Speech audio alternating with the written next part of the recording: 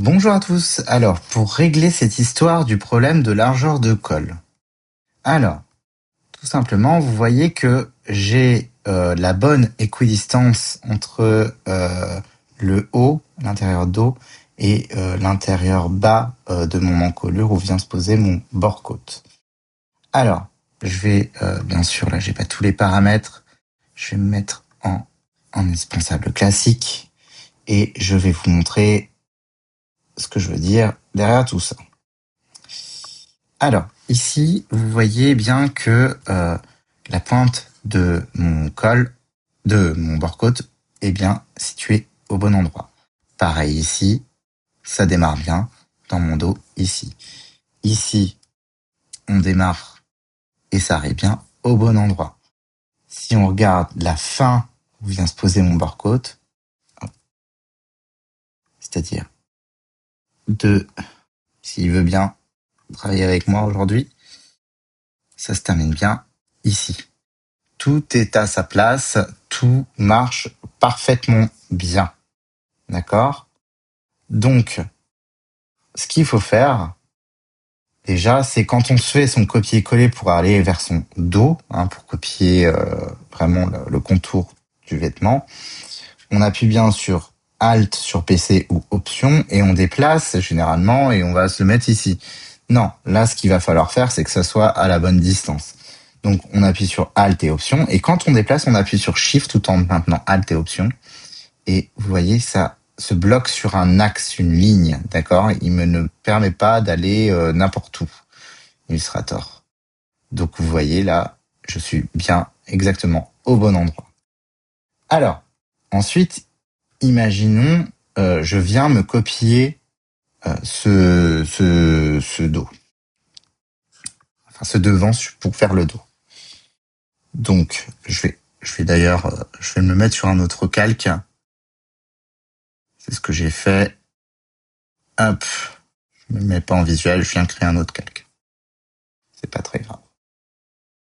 Je prends, je copie-colle et je viens bien me le placer au bon endroit.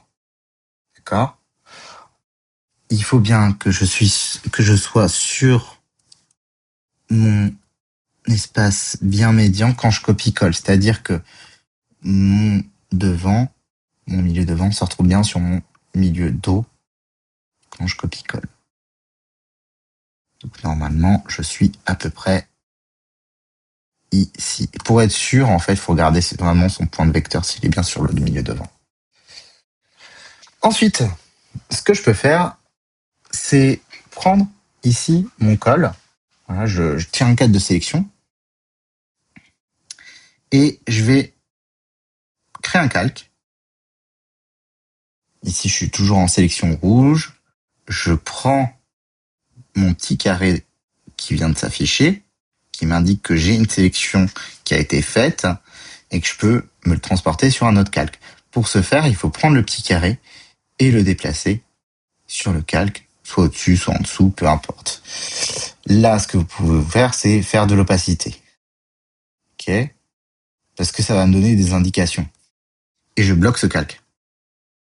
Ça, c'est toujours mon calque de travail. Ok? Donc, on voit bien mes lignes qui apparaissent. Donc, bien sûr, vous allez devoir, finalement, relever votre encolure à ce niveau-là. Puisque mon bord-côte va démarrer ici, dans mon dos. Donc, je prends mon point, je me le déplace. Je peux maintenir Shift, ça le garde sur le même axe. Je me le déplace ici.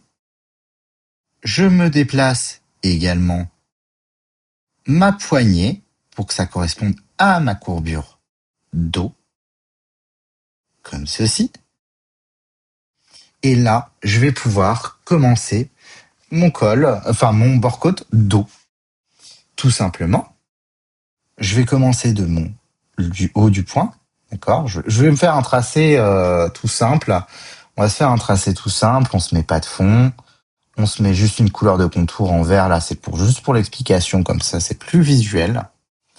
Et là je commence à tracer. Je commence ici, ça se termine ici, donc je suis bien la bonne courbure. j'arrête mon point puisque je pars en point droit. Je m'arrête ici. Et je m'arrête. Et je fais une petite courbure. Je peux appuyer sur Shift, ça le maintient aussi sur un niveau. Et voilà.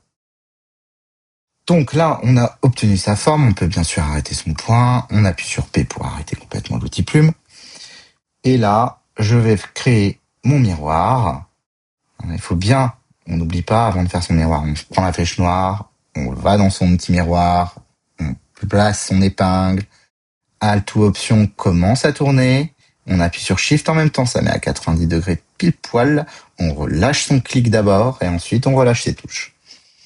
Ensuite, on prend l'outil de lasso, hop, petit lasso sur le haut, on fait joindre, petit lasso sur le bas, mais vous voyez, ici, on a un petit problème, c'est que ça va sectionner et ça ne va pas vouloir fermer le bas. Donc ce qu'on peut faire, c'est prendre sa forme, on l'amène un peu plus haut pour pas interférer sur les autres points qui sont en bas. On prend sa forme, on prend le lasso, et là on peut effectuer son joindre. Parce que vous pouvez pas joindre plus de 2 points. Ça, c'est pas possible sur Illustrator. Et là, on descend. Voilà. Et là, on a un bon bord-côte dos avec une bonne encolure bien placée dans le dos. On peut remonter bien sûr son point de surpiqûre.